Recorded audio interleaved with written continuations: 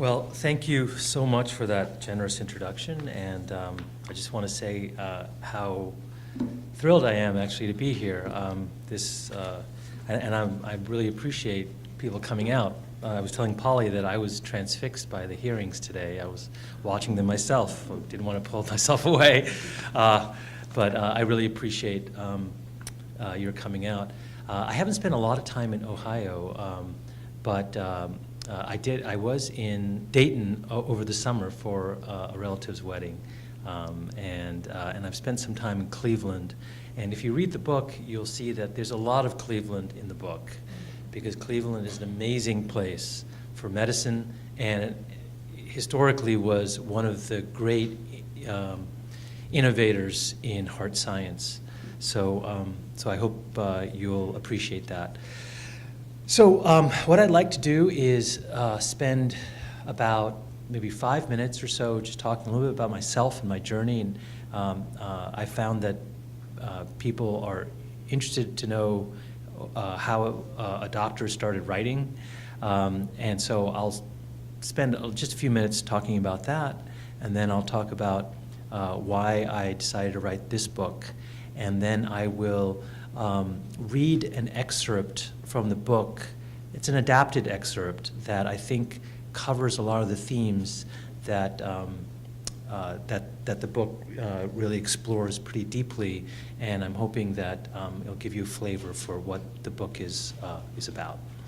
So I'll start with a little bit about myself. So having written 2 memoirs before this book, I find this difficult to talk about. I'm really not sure where to start. But if I were to start at the beginning, I was born in India, and I spent a few years in New Delhi before we started moving. My father was a plant geneticist, and so he was sort of moving from job to job. So I had a sort of nomadic childhood. So we spent time in New Delhi, in Wales, in London, back to New Delhi, and then eventually to Lexington, Kentucky. And after a very short stay there, we settled in Southern California, a place called Riverside, and that's where I grew up. So when I was growing up, my parents wanted me to become a doctor. They were immigrants to this country and were, struggled, frankly, to make their way. And, in their view, becoming a doctor was a way to do well and to do good. And so they strongly encouraged me and my brother to pursue medicine. My brother always knew that he wanted to be a doctor. Although was very fascinated by the human heart from a very young age, and I'll talk about that in a minute, I wasn't sure I wanted to be a doctor. I was interested in many different other things like philosophy and science, scientific research. I thought maybe I would become an engineer. I wasn't really sure. But my father, being a scientist, a hardcore scientist, his favorite saying was, "Non-science is nonsense." And so when I went to Berkeley, I eventually sat down one day and I told him that actually I was not going to become a doctor, but I was going to pursue a career in physics. And he said, okay. So just to give you an idea of the culture I grew up in, rebellion in Indian immigrant culture was saying no to a career in medicine and then going into physics. So it was a little twisted. So I ended up going to Berkeley, studied physics, actually went to graduate school, and then in graduate school, a dear friend of mine got sick with a disease called lupus. And I knew nothing about medicine. I frankly, again, I was very fascinated by the human heart, but I didn't really know anything about other areas of medicine. But in an effort to help her, I started going to the library and reading everything I could about lupus, and I just slowly started getting pulled into medical science. I spoke with experts, I went to support group meetings, and eventually I decided that I was going to apply to medical school. So I finished up graduate school, I applied to medical school, and the summer before I went to medical school, I got a journalism fellowship at Time magazine. And I'd always been interested in writing, but I never really thought of writing as a career. Remember the non-science is nonsense thing. So I thought, this is going to be fun. I'll spend a summer at Time magazine, then I'll go to medical school, and that'll be it. But I had a great time, actually, at Time magazine. I did all sorts of things I never thought I would do. I interviewed Bob Dole.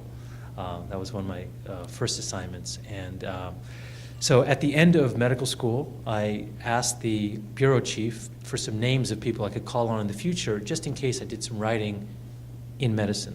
I was well aware of Oliver Sacks, Michael Crichton, other, historically great doctor writers, Chekhov. So I thought, that maybe I'd want to write one day. So he gave me a few names of folks, and I said, yeah, that's great, but what about the New York Times? And he said, oh, well, okay. And he gave me a name of an editor at the New York Times. And one day in medical school, I called him, and just out of the blue. And I said, and I started explaining that, I was interested in doing some writing for the New York Times. Without any clips, without really any experience other than a summer internship. And what was amazing to me still is that fortunately I went to Washington University in St. Louis, and this editor was actually from St. Louis. And not only was he from St. Louis, but he actually had lived on my street. So all of a sudden, he was just so interested in talking to me. So we started chatting, and he said, it was nice talking to you, kid, but, next time you're in New York, give me a call, we'll have coffee. I said, okay, great. So I hung up the phone, and I did what any aspiring journalist would do. I called American Airlines, I booked a ticket to New York, and went the following, maybe a couple of weeks later, and I met with him, and, he wasn't quite so friendly face-to-face, but he did say, you can't write for our paper, but you can go back to St. Louis and write for the St. Louis Post-Dispatch in medical school. And I said, okay. And so I ended up getting an internship at the St. Louis Post-Dispatch and started doing some writing. And I wrote some articles, sent them to the New York Times. Eventually I got an assignment from them. And then when I went to New York to do my residency, they said, why don't you write about your internship? And so I started writing columns for a column called Cases about sort of my real experiences as an intern. And eventually I got a phone call from a book agent who said, you ever think about writing a book? I said, no. And he said, well, I'll be your agent anyway. And eventually he convinced me to write a book. And so my first book was called Intern. And just very, very briefly, my second book was called Doctored. And Doctored sort of was birthed when I started my cardiology practice. So when I finally got my first job in 2004, it had been 19 years after I graduated from high school. So it was a long haul, and I was just so ready to enjoy the fruits of all that labor. And I would go to the doctor's lounge, and the doctors there were, all they wanted to talk about was how miserable they were in practice. And it was just amazing to me because I had spent all this time in training really focused on learning about the human heart or learning about disease or treatments, basically medical science. What was largely ignored was medical culture or the culture of practice. And so all of a sudden, I heard all these doctors talking, and what struck me is that what they were describing was an existential crisis. The crisis wasn't because of money or paperwork. That's sort of how people would express it. But the deeper, more fundamental crisis was that they were not being allowed to practice medicine the way they wanted to, the way that they had aspired to when they were students. So in other words, they couldn't sort of meet their ideals. And that led to a lot of discontent. So my second book was called Doctored, The Disillusionment of an American Physician. I think it's also in the back. There I sort of explored this theme as a memoir. Now for my third book. So Heart, A History, is a book that I'd wanted to write for a long time for a number of reasons.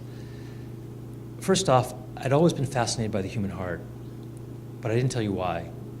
The reason why is that I have a malignant family history of heart disease. So my paternal grandfather died of a heart attack suddenly in the presence of my father, who was not even 14 years old. And that trauma really affected my father so deeply that he never really got over it. And growing up, the house was kind of suffused with this kind of grief about this sudden loss. My maternal grandfather eventually also died suddenly of a heart attack. And in the end, my mother also died of a heart attack. So, when I was a kid, I sort of thought of the heart as the executioner of men in the prime of their lives. And, it just seemed so puzzling to me that you could be healthy, really have nothing wrong with you, at least visibly, and then suddenly die. I mean, within minutes. It seemed like such a cheat. And so I would think about the heart. I'd lie in bed and listen to my pulse in my ear, and I'd look up at the ceiling fan. I'd see how many heartbeats were in each period of the ceiling fan. I mean, it was that sort of thing. I was just constantly thinking about it. And I thought eventually maybe I'd want to do something related to engineering or something, but in the end I decided to go into medicine. So that's one reason. The other, another reason is that the heart is just an incredible machine. It is really the most amazing machine that nature has devised. So the human heart beats 3 billion times in a typical human lifetime. 3 billion times. A typical heart could empty a swimming pool in a week. So, and each heartbeat pushes blood through 100,000 miles of blood vessels. So, this is just incredible, it's a machine that's so strong, so constantly toiling, and at the same time is so vulnerable. In other words, it can stop suddenly, and then that means your life ends. And so that held a real fascination for me. The third thing that really interested me, and this is something I came to learn in the course of researching and writing this book, is that the story of the heart is really fascinating in and of itself. So the heart poses unique challenges to being manipulated by doctors and surgeons. For one thing, it's always moving. You can't suture something that's moving. So that's an obvious problem. It's also filled with blood. So if you cut it open, you'd bleed to death. So it's no surprise then that the heart had never been operated on as recently as the late 19th century. Every other organ in the body had been operated on, including the brain, but not the heart. Liver, the kidney, everything. So, and the reason for that is because of these sort of unique obstacles that the heart poses. So one sort of way of thinking about how do we circumvent this challenge of the heart being filled with blood. So you can isolate the heart, basically clamp it off so no blood is flowing through it, empty it of blood, fix it, and then unclamp it. But during that time period, you'd suffer brain damage, right? Because there's no blood circulation. So, so the solution to that, and people recognize this, was you needed a heart-lung machine. You needed a machine that would shunt the blood away from the heart, oxygenate it, and return it to the body. But that machine was really, really, really, really hard to build. Some people have called it one of the greatest feats of the human imagination. And it was hard to build for many reasons, and part of it was sort of cultural.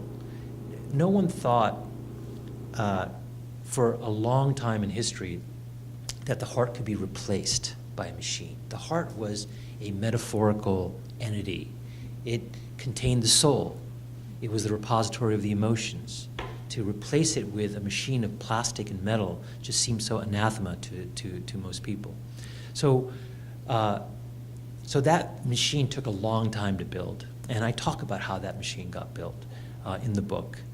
But before the machine got built, just to give you a flavor for some of the stuff that's in the book, there were some pretty outlandish schemes to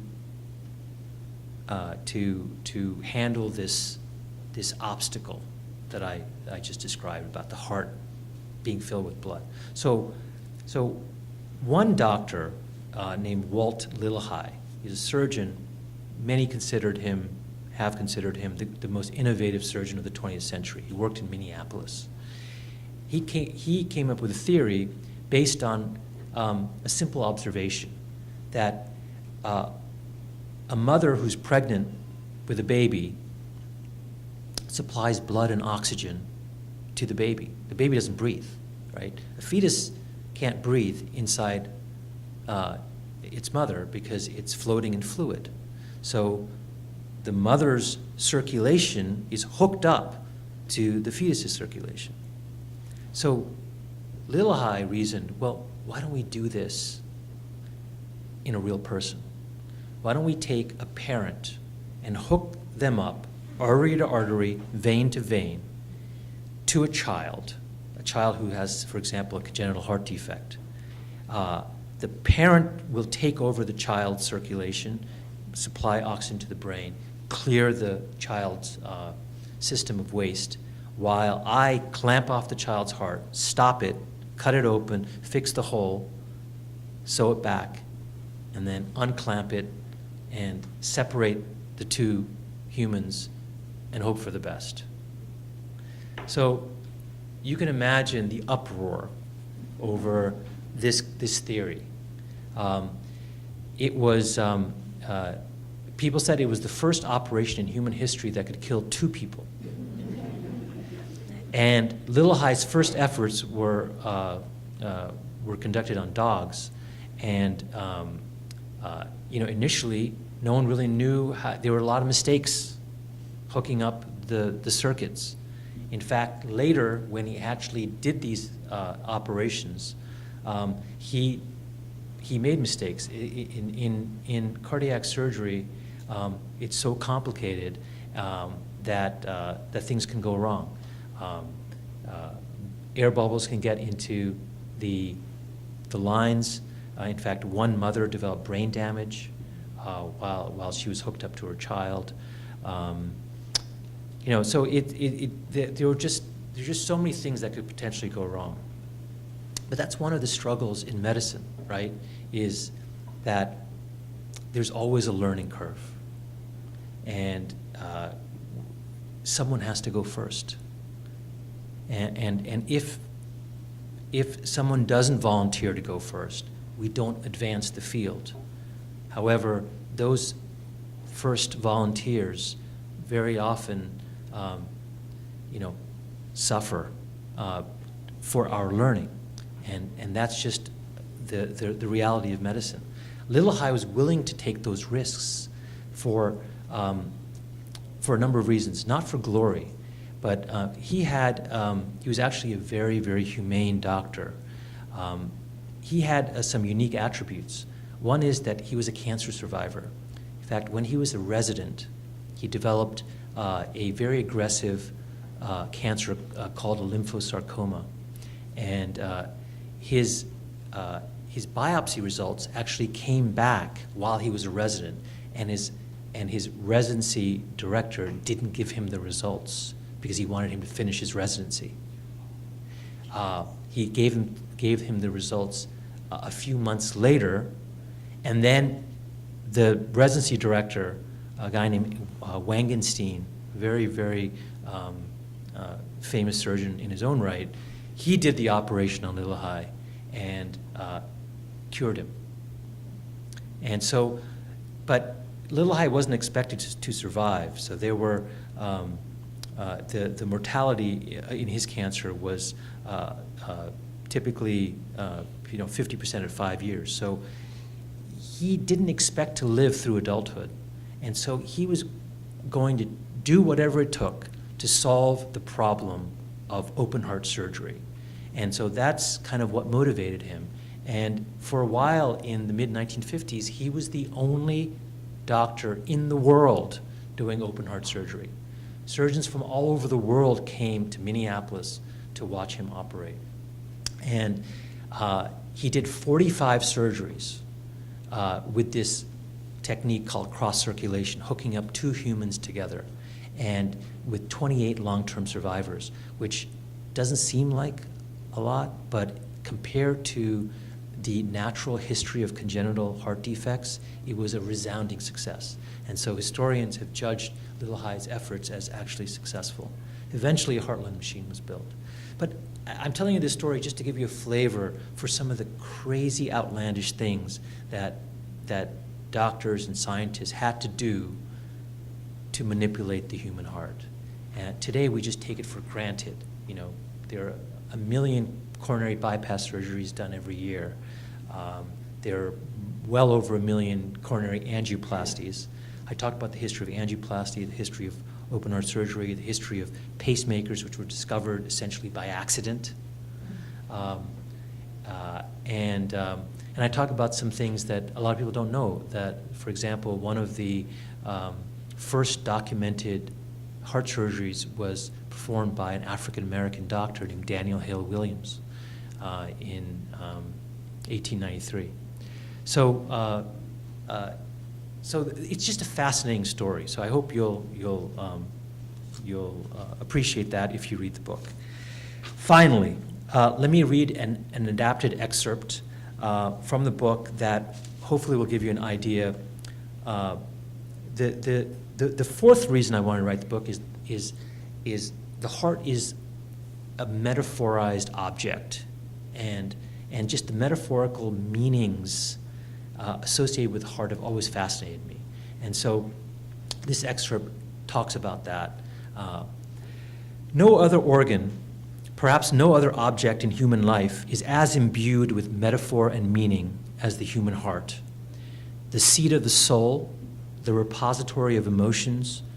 The word emotion derives from the French verb émouvoir, meaning to stir up.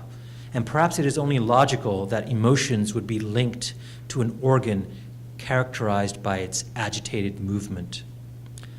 Throughout the years, the symbolism of the emotional heart has endured.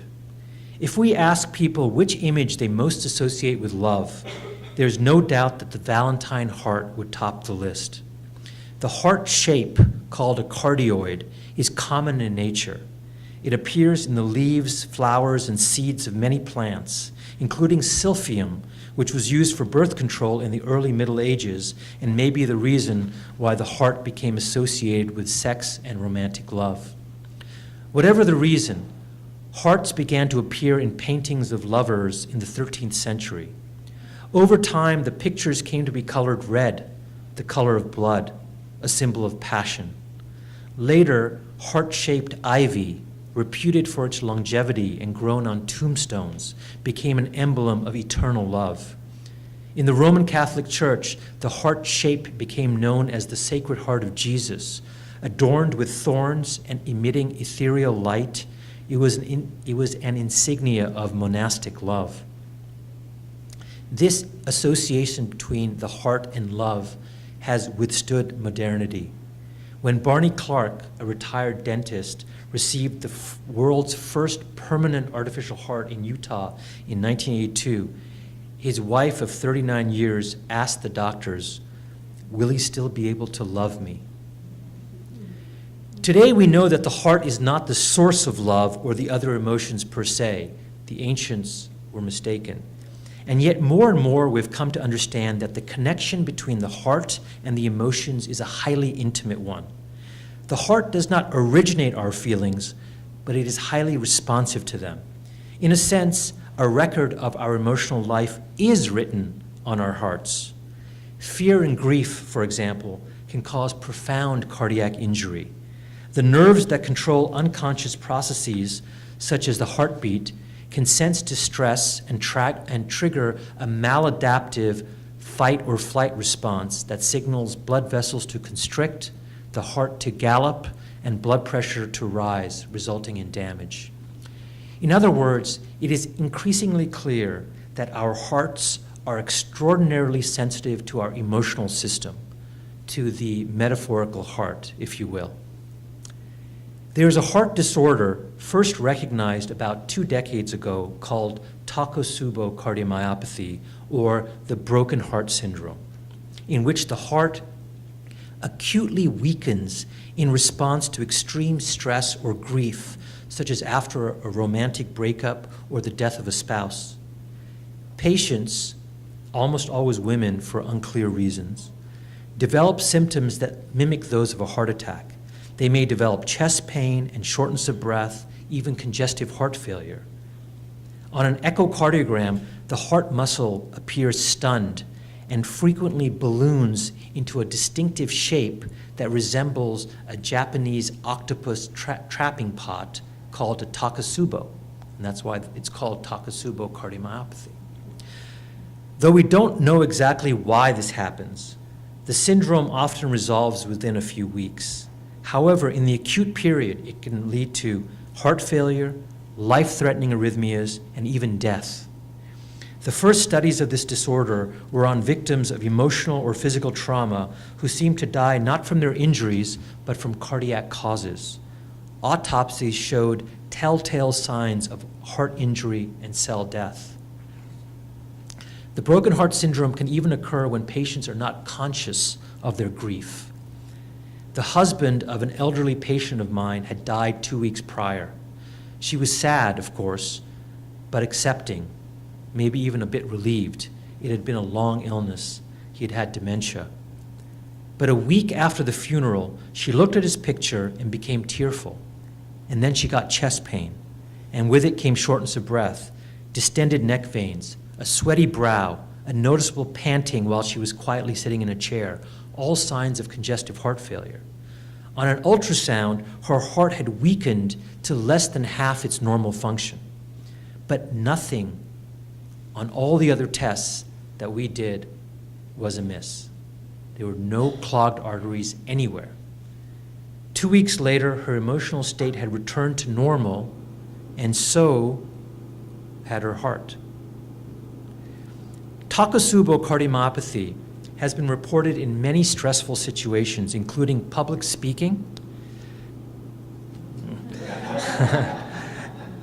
gambling losses, domestic disputes, even a surprise birthday party.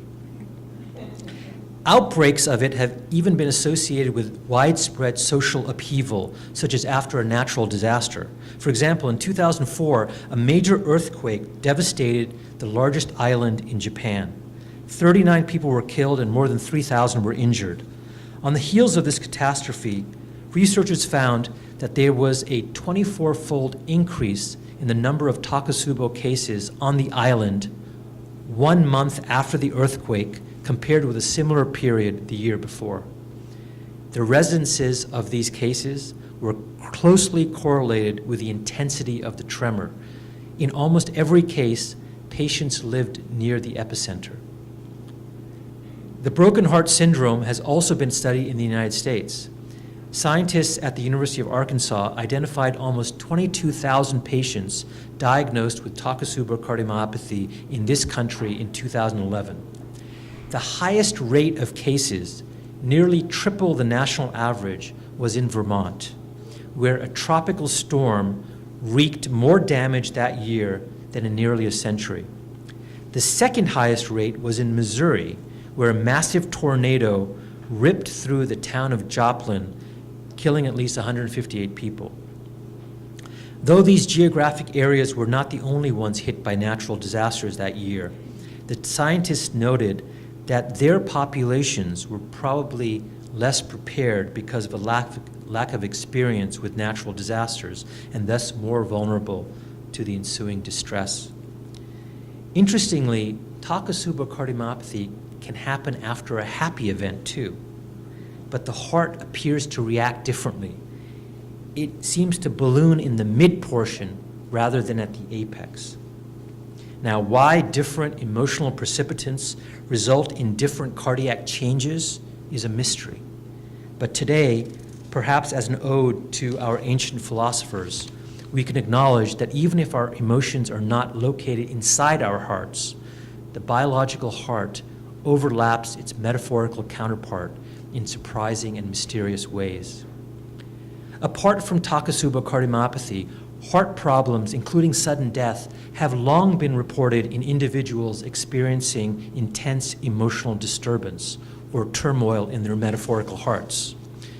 In 1942, the Harvard physiologist Walter B. Cannon published a paper called Voodoo Death, in which he described cases of death from fright in people who believed they had been cursed, such as by a witch doctor.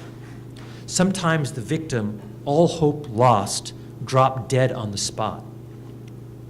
What these deaths had in common was the victim's absolute belief that there was an external force that could cause their demise and against which they were powerless to fight. This perceived lack of control, Cannon postulated, resulted in an unmitigated physiological response in which blood vessels constricted to such a degree that blood volume acutely dropped, blood pressure plummeted, the heart acutely weakened, and massive organ damage resulted from a lack of transported oxygen. Cannon believed that voodoo deaths were limited to primitive people, quote, so superstitious, so ignorant that they feel themselves bewildered strangers in a hostile world, end quote. But over the years, these types of deaths have been shown to affect all manner of modern people as well. Today, death by grief has been observed in spouses, siblings, and even in animals. Broken hearts are literally and figuratively deadly. In my new book, Heart: A History, I describe how the care of the heart has become less the province of philosophers who dwelled on the heart's metaphorical meanings, and more the concern of doctors wielding technologies that even a century ago, because of the heart's exalted status in human culture, were considered taboo. The great pioneers include Daniel Hale Williams, the African-American doctor who performed the world's first documented open-heart surgery in Gilded Age Chicago, and Walt Lillehei, who connected a child's circulatory system to a healthy parent's, paving the way for the heart-lung machine. A common theme connecting such discoveries is the transformation of the human heart from an almost supernatural object imbued with metaphor and meaning into a machine that can be manipulated and controlled. But these manipulations, we now understand, must be complemented by attention to the emotional life that the heart, for thousands of years, was believed to contain. Consider, for example, the lifestyle heart trial published in the British journal The Lancet in 1990. In this trial, 48 patients with moderate or severe coronary artery disease were randomly assigned to usual care or an intensive lifestyle that included a low-fat vegetarian diet, an hour of daily walking, group psychosocial support, and stress management. After a year, the lifestyle patients had a nearly 5% reduction in coronary plaque. The usual care patients, on the other hand, had an average 5% more coronary obstruction after 1 year and 28% after 5 years. they also had roughly double the rate of cardiac events, including heart attacks, coronary bypass surgery, and cardiac-related deaths. Now, here's an interesting fact. Some patients in the usual care group actually adopted diet and exercise plans that were as rigorous as those in the intensive lifestyle group. Their coronary disease still progressed.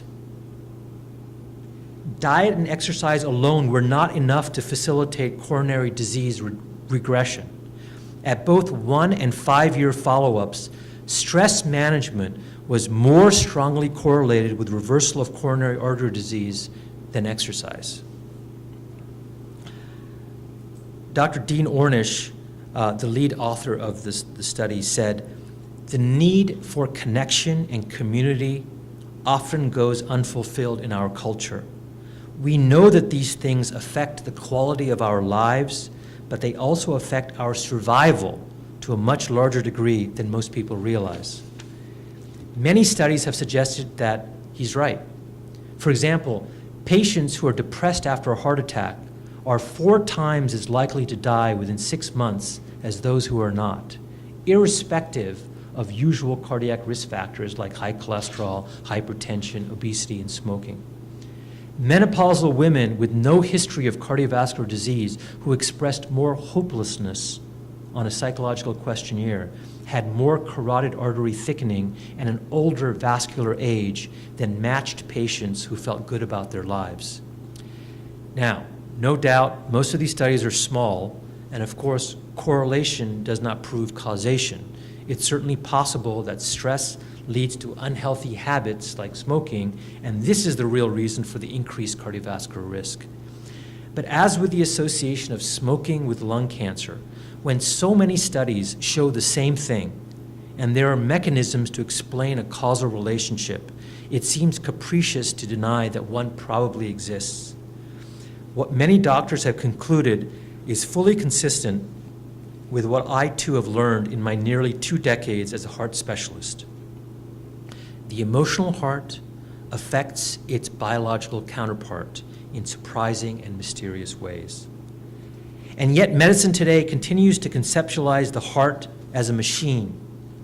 That conceptualization has had great benefits. Cardiology has undoubtedly been one of the greatest scientific success stories of the past century.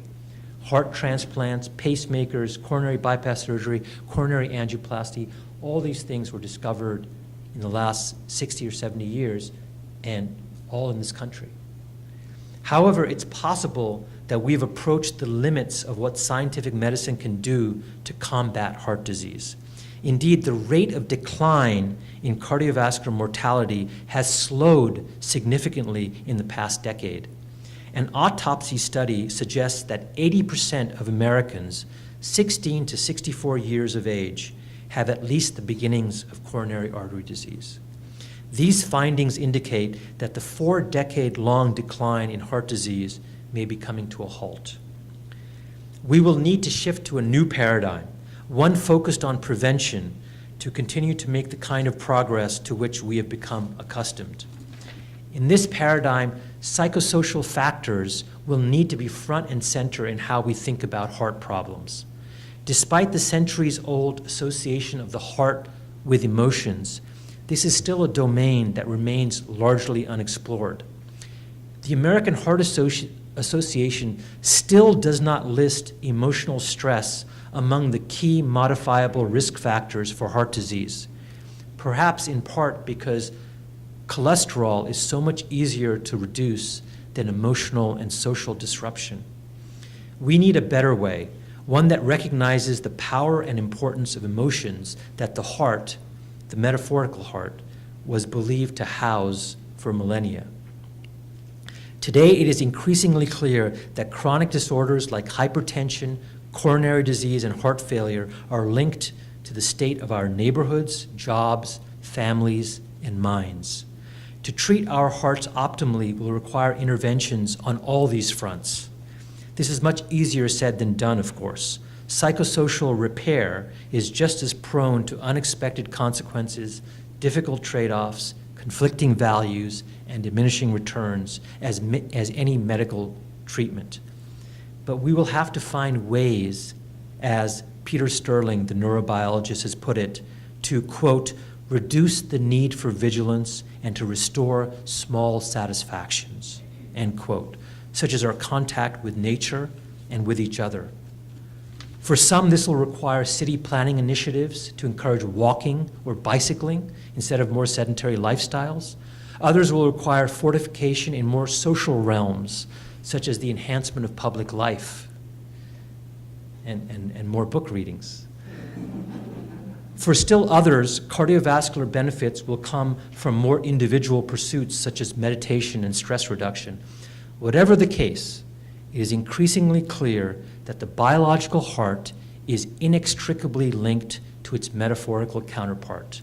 Our mindset, our coping strategies, how we navigate challenging circumstances, our capacity to transcend distress, these things I have learned are also a matter of life and death. Thank you very much for coming.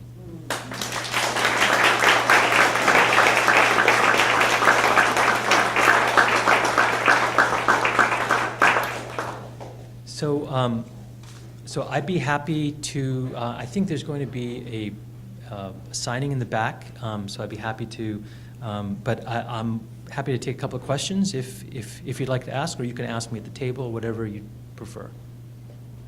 Yes? Are you still practicing cardiology? I am. I practice full-time. Sorry? Where? Oh, in New York. Yes? Stem cell is a promising area. I don't think it's met the promise that was attributed to it probably 15 years ago or so. We still don't have clear evidence that injecting stem cells into the heart is beneficial. The studies are just all over the map. Sometimes patients develop more arrhythmias because the stem cells create sort of isolated nests of cardiac tissue that are not electrically linked to other tissue, and they can create arrhythmias and sudden death. Other times, the stem cells seem to work much better and improve heart function. But it's an evolving area, but it's very interesting. Yes? Do you support a particular way of eating or approach to eating or diet for your patients? So this is in the book. I told you about my family history. So several years ago, this is one of the motivations to write this book, I discovered that I myself have coronary disease. I was a first responder at 9/11 at Ground Zero, and I was having symptoms of shortness of breath, and so I went to a lung specialist, and he told me he eventually ordered a CAT scan, and the CAT scan showed there was calcium in the heart, and then I ended up going for a CT angiogram, which showed that I have coronary blockages. So that was like a ton of bricks. I was 45. I'm almost 50 now. I was 45 when I discovered this, and with two small kids. So it was it was very difficult to take. But I did make some changes, both in the sort of psychosocial realm and as well as with diet. So to answer your question, I think the most robust evidence is for the Mediterranean diet. But I think that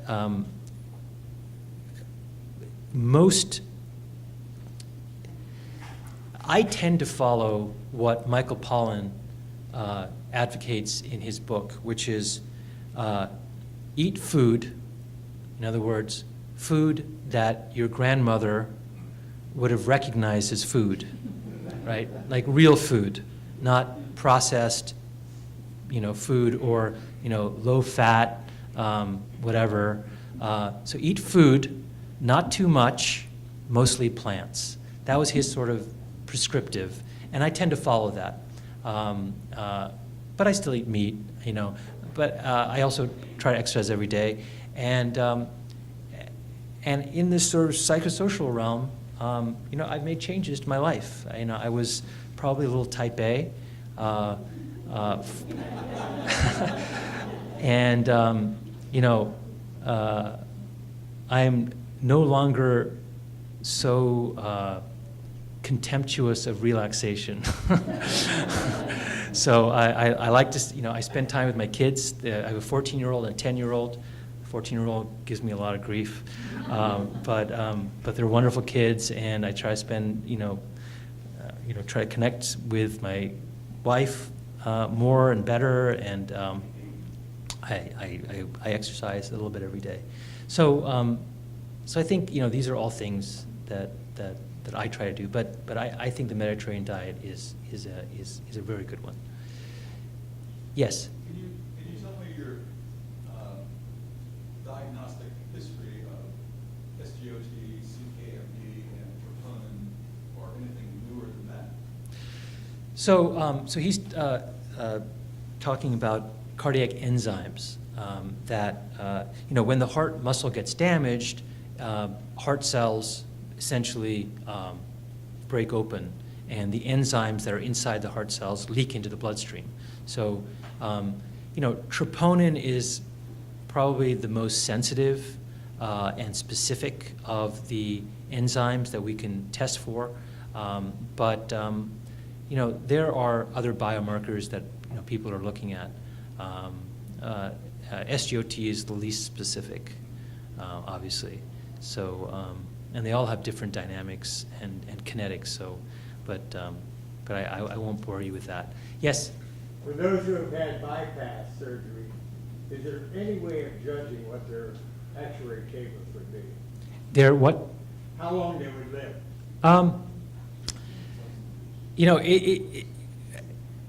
I think as bypass surgery techniques have improved, the health of grafts has also significantly improved. So, if you have an arterial graft, then they can last 2 decades.